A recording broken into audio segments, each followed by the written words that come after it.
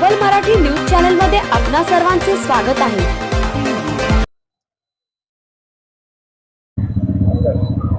जय जिजाऊ जय शिवराय।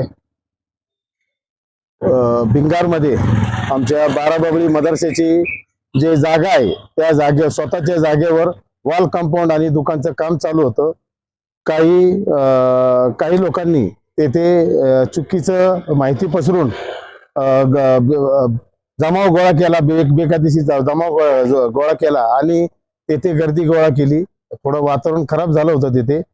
तर अक्षयदादा कर्डिले यांनी तिथे येऊन समंजसाची भूमिका घेऊन दोन्ही समाजाला शांततेचे आवाहन केले, दोन्ही समाज शांत केले आणि ते जे वातावरण तापलं होतं ते शांत केले।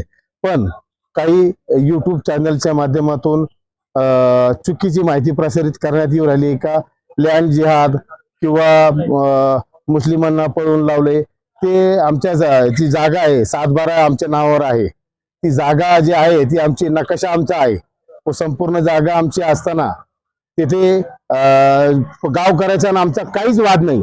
जे शेजारी जे मंदिर वागसकरांचं मंदिर आहे त्या मंदिरच्या लोकांनी सुद्धा आम्ही समक्ष बसून तिथे ते म्हणले की जागा नाही आम्हाला जायला, रोड रस्ता नाही, त्यासाठी आम्ही आमच्या मशिदीची 12 फूट जागा जाण्या येण्यासाठी आम्ही स्वतःहून त्यांना सोडली।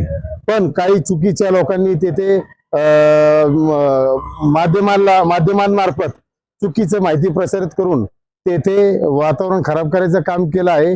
तर आम्ही माननीय कलेक्टर साहेब, SP साहेब आणि भिंगार कॅम्पचे उपनिरीक्षक साहेब यांना निवेदन दिलं आहे का हे जे YouTube चॅनल आहे यांच्यावर कडक कारवाई करण्यात यावी व त्यांना ते चॅनलवर बंदी आणण्यात यावी।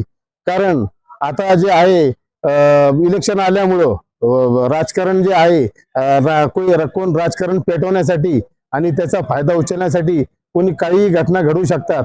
त्यासाठी या संबंधित चॅनलवर कारवाई झाली पाहिजे। कारण आमच्या त्या गाववाल्यात आणि आमच्यात काही वादच नाही।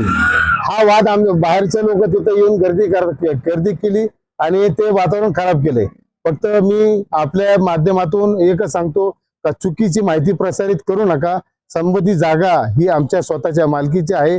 पूर्ण जागा जी आहे ही जी 850 वर्षापूर्वीची जागा तेव्हापासून आतापर्यंत आमच्या ताब्यात आहे। 1 इंच जागा सुद्धा तिथे कुठे तिकडे गेलेली नाही।